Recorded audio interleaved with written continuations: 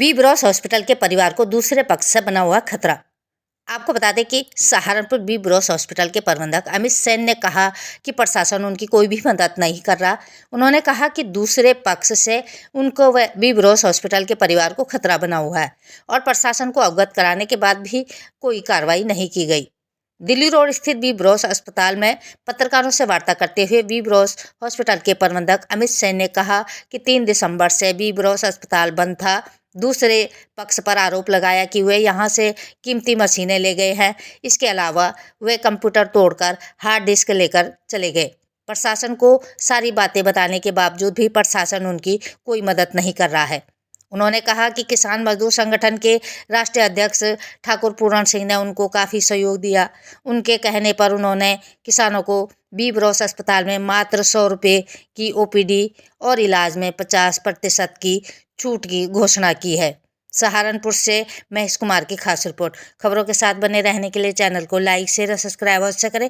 साथ ही हमारा Facebook page को फॉलो करना न भूलें। समाचार और विज्ञापन देने के लिए नीचे स्क्रीन पर दिए गए नंबर पर संपर्क करें। जी, अपना नाम और परिचय दे दें। मेरा नाम अमित सेन है। बी ब्रॉस हॉस्पिटल मेरी वाइफ के नाम से है। इस हॉस्पिटल को मैं रन कर रहा हूँ।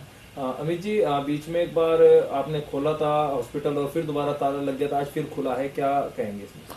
हॉस्पिटल खुला था लेकिन कोई ताला नहीं लगा है। एज इट इज हॉस्पिटल हमारे पास ही है टेक ओवर में। अभी मेंटेनेंस कार्य चल रहा है। अभी थोड़ा सा उन्होंने बहुत डिस्टरबेंस करके गए हैं। सारे इसके ड्राइव्स वगैरह एमआरडी डाटा वगैरह सब उठा के लेके गए हैं, तो इसलिए हॉस्पिटल में चल रहा था। अच्छा, अभी जैसे पूर्ण जैसा आप बताए हैं, उनके द्वारा भी कुछ चीजें कही गई हैं और आपके द्वारा किसान भाइयों के लिए कोई सुविधा दी गई है, वो क्या है? किसान भाइयों के लिए पूर्ण ठाकुर जी ने कहा था कि आप किसान भाइयों के लिए कुछ अलग से कीजिए, तो हम उनके लिए किसान भाइयों के लिए नई रेट लिस्ट यहाँ पे लागू कर रहे हैं। वो अपना किसान कार्ड दिखाकर और साथ में राशन कार्ड दिखाकर अपने बच्चे से लेकर बड़े तक के लिए सबके लिए ये सुविधा ले सकते हैं। हॉस्पिटल से सबके लिए उपलब्ध है। जब भी ये हॉस्पिटल खुलेगा, स्टार्ट होगा, उसी दिन से ये सुविधा उनके लिए उपलब्ध रहेगी।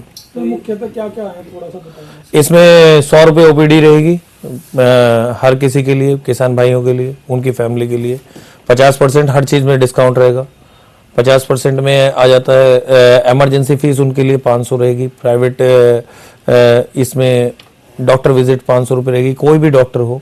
और लगभग आयुष्मान के आसपास ही उनके चार्जेस पड़ जाते हैं, उससे कम पड़ेंगे। मेडिसिन पे भी उन्हें 10% का डिस्काउंट रहेगा। लैब पे भी 25% डिस्काउंट रहेगा।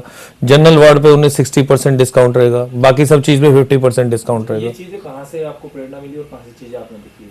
उन्होंने मेरे को देखिए, वो कहते हैं कि जब कुछ नहीं था तो वो साथ में खड़े थे। उन्होंने कोई बात कही तो उसे लागू करना हमारा फर्ज बैठता है। तो आज धन्यवाद और श्रेय किसे देना चाहेंगे?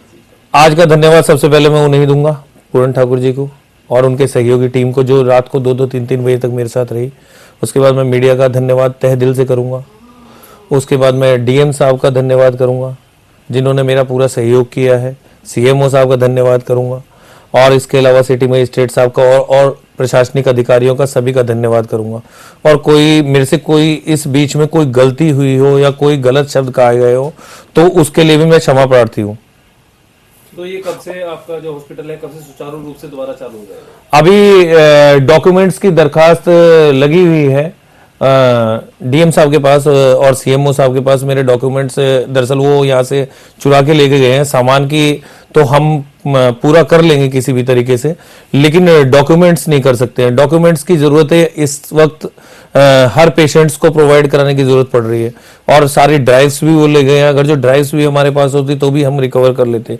इसके अलावा एक बात और कहना चाहूँगा कि कल इनकी टीम के एक बंदा 4-5 आदमियों को लेकर हमारे हॉस्पिटल के बाहर आया था और मेरे भाई की फैमिली, मेरी फैमिली, मेरे बी ब्रॉस हॉस्पिटल की फैमिली, इस पूरी टीम को विपिन सांगवान, नवीन सांगवान, शशि, राहुल, मस्तराम, इन सब से जान का खतरा है। अभी तक मेरी कोई भी तहरीर नहीं दर्ज की गई है। बस मैं एक ही दरख्वास्त करना चाहूँगा कि मेरे एक तो हॉस्पिटल के लाइसेंस को जल्द से जल्द, ताकि मैं ये सारी सुविधाएं सबको दे सकूं। दूसरा, ये जो डाटा है ये मुझे प्रोवाइड कराया जाए। तीसरा, इन्होंने एक विब्रोस हॉस्पिटल का यूनियन बैंक ऑफ इंडिया में फर्जी अकाउंट खोला है, जिसमें ईएसआई के नंबर 2 में पैसे ले रहे हैं कंटिन्यूस। तो उस अकाउंट को जल्द से जल्द रोका जाए। कोई तहरीर नहीं अभी डिपॉजिट हो रही है वहां पर। आप जैसे बता रहे हैं कि जान से मारने का आपको वो आपने गुहार किससे लगाई है? मैंने सारे प्रशासन में ही लगाई हुई है।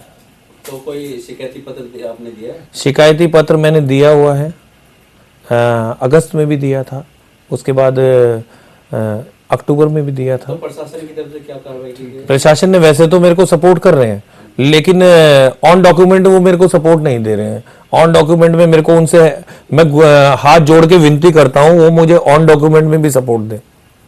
जैसे उन्होंने मेरे को हॉस्पिटल में बैठने की इजाजत दी है, ऐसे ही वो मुझे ऑन डॉक्यूमेंट में मेरी सपोर्ट करें, ताकि मैं इस हॉस्पिटल के सारे डॉक्यूमेंट्स जिसको प्रोवाइड करने हैं उसे प्रोवाइड करा सकूं।